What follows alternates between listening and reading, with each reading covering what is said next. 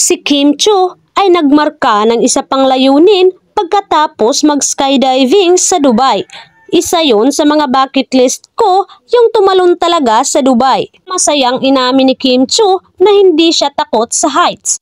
Patunay nito ang walang takot niyang pag-skydive mula 13,000 feet sa Dubai. Pagkatapos ng promo nila na nagka-love team na si Paolo Avellino para sa What's Wrong with Secretary Kim noong June 12, 2024. Sa Instagram, ibinahagi ni Kim Chiu ang video ng kanyang pagtalon kasama ang instructor niya. Sabi ng It's Showtime co-host sa caption, "'Cause I can fly, sky is the limit." Another on my hashtag Kim Adventure list, hashtag Skydive Dubai, hashtag ChiuArtist. Sa press con ng bagong endorsement ni Kim Chiu na bill is ang leading buy now, pay later o BNPL at consumer finance app sa Pilipinas. Inusisa ng media si Kim ukol sa kanyang 13,000 feet skydiving experience sa Dubai. Sabi ni Kim Chiu, masaya naman daw ang kanyang experience dahil hindi siya takot sa heights,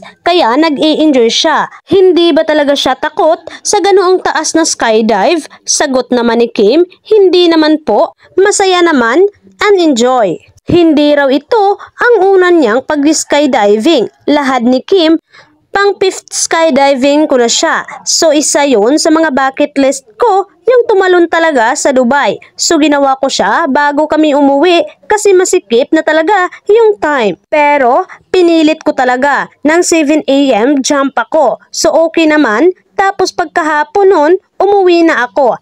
May susunod pa ba siyang binabalak na adventure? Sabi ni Kim, susunod sa mga bucket list ko, hindi ko pa alam. Kung ano na lang, kung ano na yung nandyan, igugo ko, basta adventure. Si Kim Chiu ay isang kilalang artista at personalidad sa industriya ng showbiz sa Pilipinas. Isinilang siya noong April 19, 1990 sa Tacloban City, Leyte, Philippines. Unang sumikat si Kim Chiu noong sumali siya sa reality show na Pinoy Big Brother Teen Edition noong 2006. Sa post ni Kim Chiu, ibinahagi niya ang saloobin na nakabalik na siya sa pagtatrabaho matapos ang mahigit 1 linggo sa kanyang pagbabalik trabaho. Aniya ay mas naging makahulugan sa kanya ang linyang umulan man o umaraw. Kahit ang dulo ay hindi matatanaw.